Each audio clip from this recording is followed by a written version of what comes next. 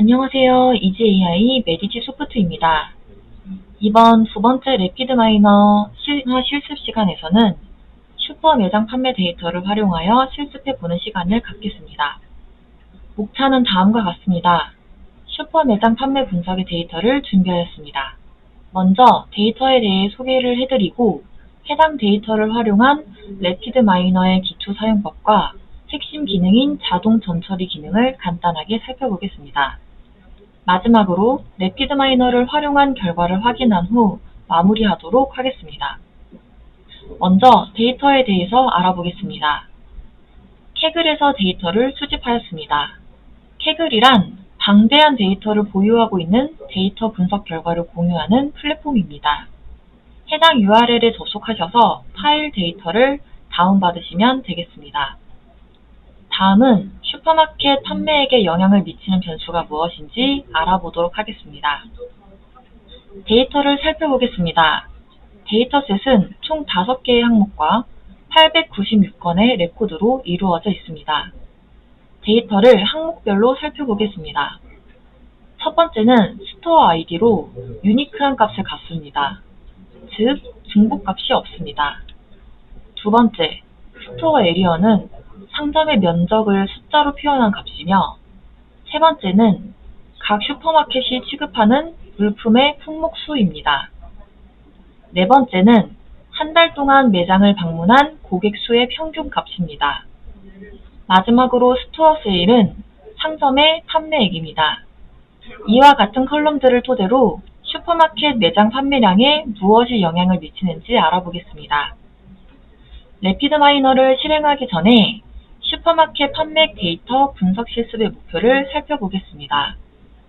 저희는 코딩을 하지 않고도 래피드 마이너로 슈퍼 판매액 데이터를 시각화하고 상관관계를 분석하십니다. 분석은 다음과 같은 단계로 이루어집니다. 필요한 데이터를 선택하고 컬럼들 간의 시각화를 확인합니다. 데이터 결측치와 영향이 낮은 데이터를 전처리합니다. 이후에 원하는 모델링을 선택하여 이에 따른 결과를 확인합니다.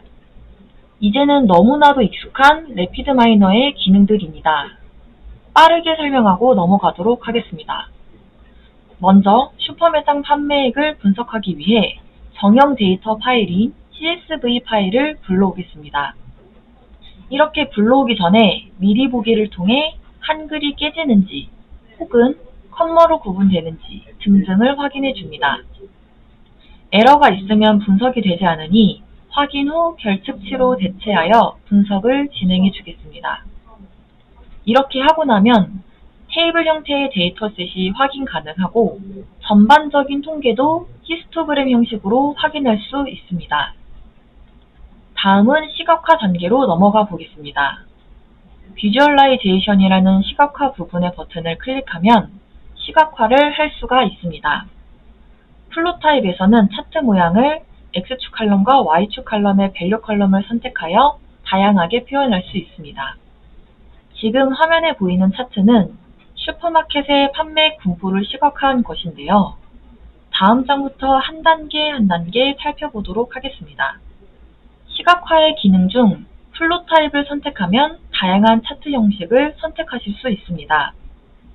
앞에서는 히스토그램을 설정해 봤습니다. 데이터가 범주형 데이터인지, 수치형 데이터인지, 시계열 데이터인지, 타입에 따라 알맞게 차트를 선택하시면 되겠습니다. 데이터의 시각화 중 히스토그램을 사용하였습니다. 각각 슈퍼마켓 면적, 매장 방문 고객 수, 취급하는 품목 수가 어떻게 분포되어 있는지 확인할 수 있습니다. 이번에는 변수 간의 관계를 파악하기 위한 시각화를 진행해 볼 텐데요. 왼쪽에 보이는 그래프는 버블 3포도로 X축에는 판매액, Y축에는 월별 매장 방문 평균 고객 수를 설정했습니다. 두 변수 간에는 선형 관계가 나타나지 않습니다. 오른쪽에 보이는 그래프는 버블 3포도이지만 X축의 매장 면적, Y축의 취급 품목수를 설정한 결과입니다.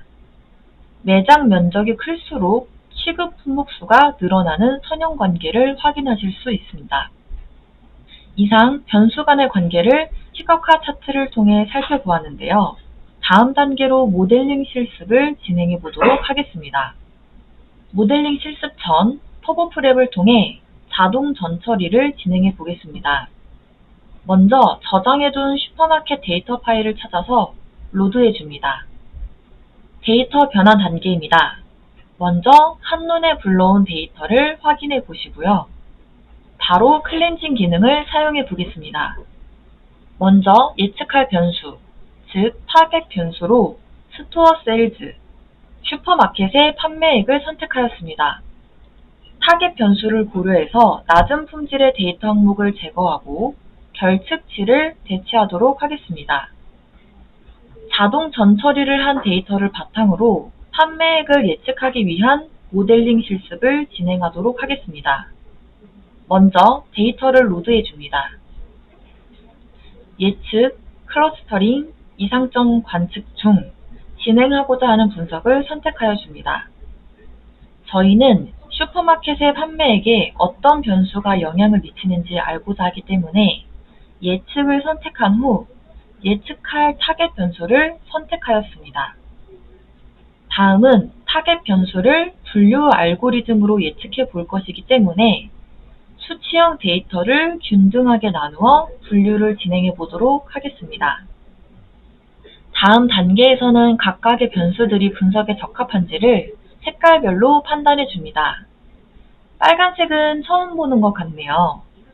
스토어 아이디에서 빨간색이 나온 이유는 중복값이 없어서 인덱스에 해당한다고 판단하여 판매액을 예측하는데 실효성이 없다고 판단했을 수 있습니다. 따라서 스토어 아이디는 제거해 주겠습니다. 자동으로 추천되는 모델들입니다.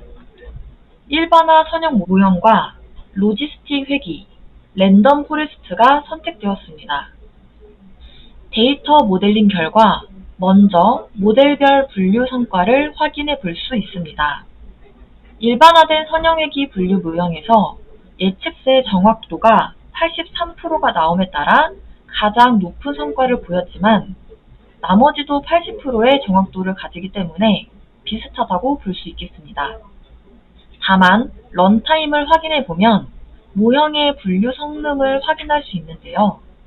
일반화 선형회귀 모형 분류 시간과 비교할 때 랜덤 포레스트의 분류 시간은 6배의 이름으로 비효율적임을 알 수 있습니다. 여기까지 보면 일반화된 선형회귀 분류 모형이 가장 우수해 보이지만 3번에서 개인 컬럼을 보면 음수값이 나오고 있습니다. 따라서 로지스틱 회귀와 랜덤 포레스트가 가장 우수한 모델로 추천되고 있습니다. 추가로 변수들 간의 상관관계를 살펴보시겠습니다.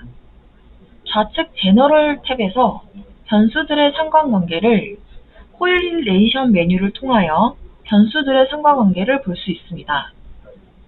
앞에서 슈퍼마켓 면적과 시급하는 품목수 간의 선형관계가 있었던 것 기억나시나요?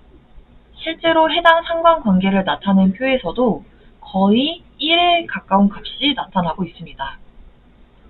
각각의 모델링별로 가중치를 확인할 수 있으며 훈장 마크가 달린 랜덤 포레스트에서 확인해 보였을 때 아이템 이용수, 방문 고객, 매장 면적 순으로 크기가 큽니다.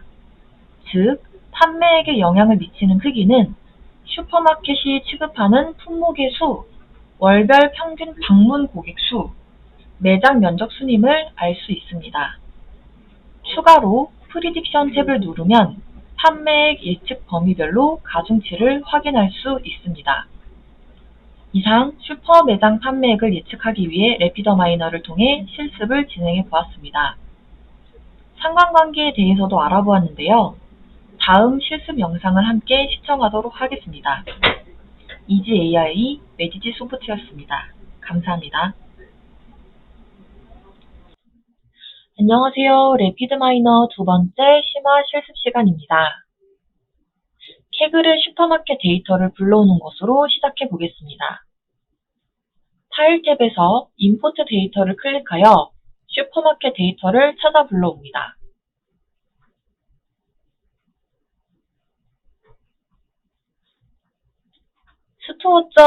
store.csv이니까 구조가 잘 짜여져 있는 정형 데이터겠네요. 혹시 한글 데이터가 있다면 깨지지 않게 파일 인코딩 해줘야겠지만 이 데이터는 수치로만 이루어져 있어서 해당이 없습니다. 그래도 습관이죠? UTF 파일을 찾아 선택해 주겠습니다.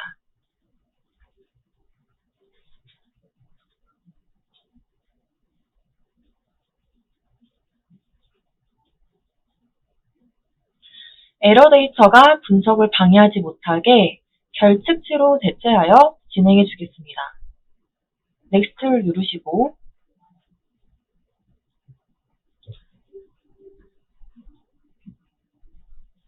왼쪽에 스태틱티스라는 탭에서 데이터 항목별 기초 통계를 확인해 보시겠습니다.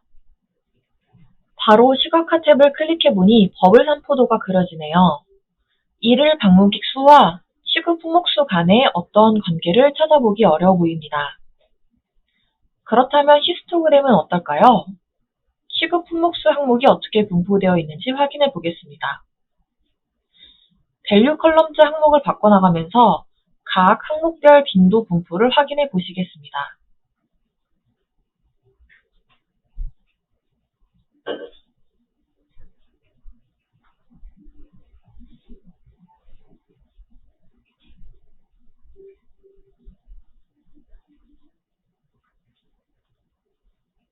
버블 산포도를 살펴보겠습니다.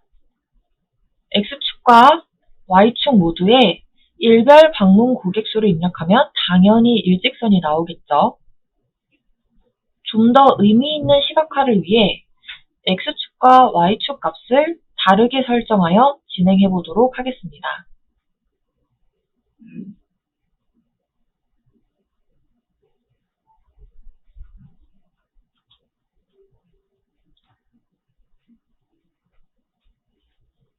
버블 산포도를 사용하여 일일 고객 수와 매장 판매액의 관계를 시각화해봐도 관계성이 없어 보이네요. 매장 면적과 취급 품목수의 관계를 삼전도로 이용해 표현해 보니 두 변수 간의 정의 관계가 성립된 것처럼 보입니다. 다음은 자동 전처리 기능인 터보 프랩을 진행해 보겠습니다. 역시 슈퍼마켓 데이터 경로를 찾아 데이터를 불러옵니다. 트랜스폼을 눌러서 데이터를 변환할 수 있는 거 아시죠? 하지만 저희는 오토 클렌징을 진행해 보겠습니다. 클렌즈에서 오토 클렌즈를 찾아주시고요. 스토어 세일즈, 즉 판매액을 예측할 타겟 변수로 선택해 줍니다.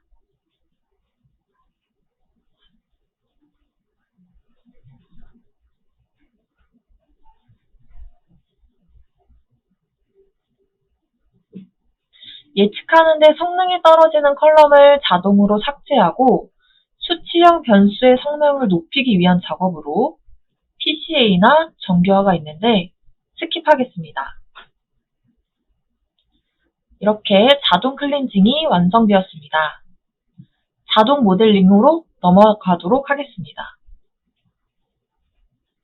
데이터를 선택해 주시고 저희는 스토어 세일즈를 예측할 것이므로 프리딕트와 해당 컬럼을 선택해 줍니다. 가격 분포를 확인해 보시고 이를 분류 알고리즘을 적용하기 위해 아래 버튼을 활성화시켜 줍니다. 가격 범위를 10개로 설정하였습니다. 입력 변수인 스토어 ID 값이 개별 값이라 타겟 변수에 영향력이 적다는 결과가 나왔네요. 자동 추천되는 모델링 중에 시간상 일반화 선형 모델, 로지스틱 회귀, 랜덤 포레스트만 선택하고 진행해 보겠습니다.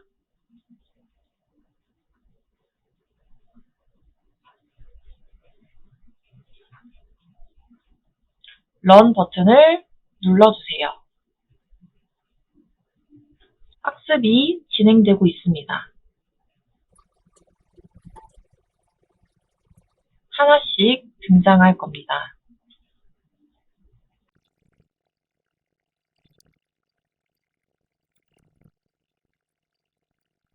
랜덤 포레스트 모델이 꽤 오래 걸렸네요. 아이콘을 확인해 보시면 일반화 선형 모델은 총 시간이 적게 걸렸고 로지스틱 회귀는 학습 시간이 가장 적게 소요되었습니다. 결과적으로 랜덤 포레스트가 오래 걸렸지만 랜덤 포레스트와 로지스틱 회귀가 최종 모델로 적합한 것으로 볼 수 있겠습니다. 결과 통계나 상관관계 등 또 추가로 살펴보시길 바랍니다.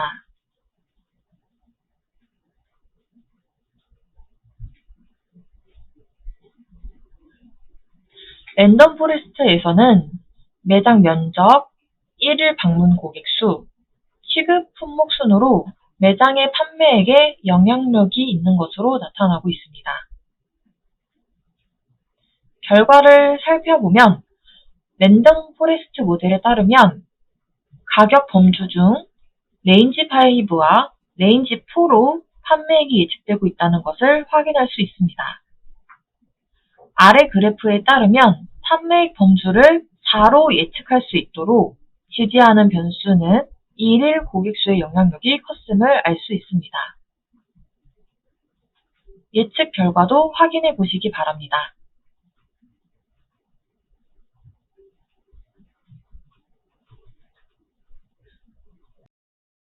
이상 실습 결과를 마치도록 하겠습니다.